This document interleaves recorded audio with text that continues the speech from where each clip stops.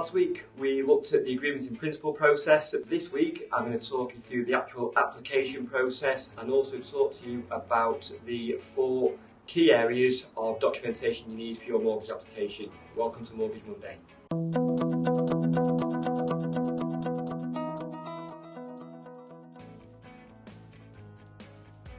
So, we're at a point in the process now where you've had your initial agreement in principle accepted. We're now on to submitting the full application to the mortgage lender.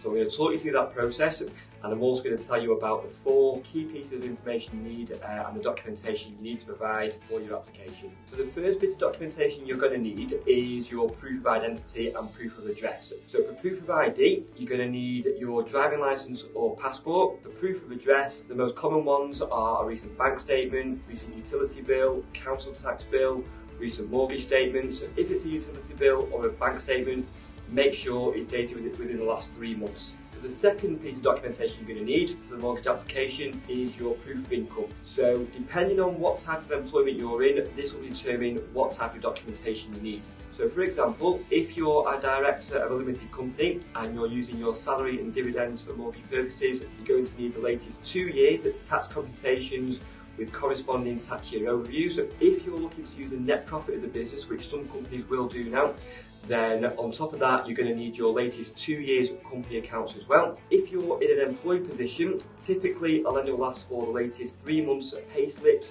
If you're relying on overtime, bonuses, commission, lenders may ask for more, so be prepared to provide more if asked. And if you are a sole trader, again, you're going to need your latest 2 years tax computations with corresponding tax year overviews. The third piece of documentation you're going to need for the mortgage application is bank statements. So if you have a joint bank account, you'll need that. Any single accounts.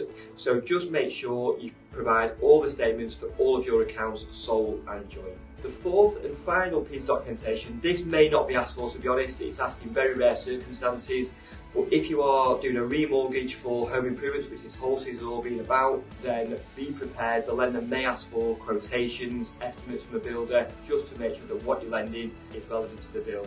Once you've submitted your full application to the mortgage lender, it's then time to send across the paperwork that they request. So that could be bank statements, pay slips, tax returns, whatever they ask for, make sure you get them sent across in a timely manner. So when the paperwork is being sent across, the lender will then instruct a valuation to make sure that the property is fit for mortgage purposes.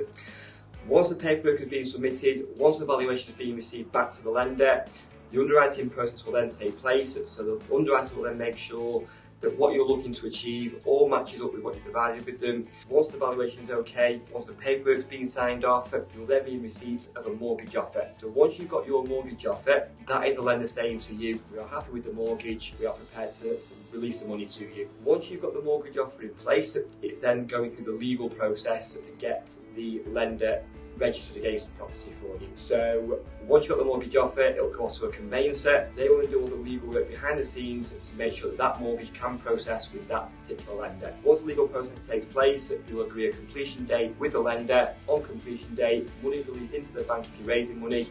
You can then move on to complete your build. So that gives you in a nutshell the type of paperwork that may be requested and also a bit of information on the application process itself. So I hope you found that useful. What I would love to hear from you though is your experiences when applying for a mortgage yourself. Have you found it easy?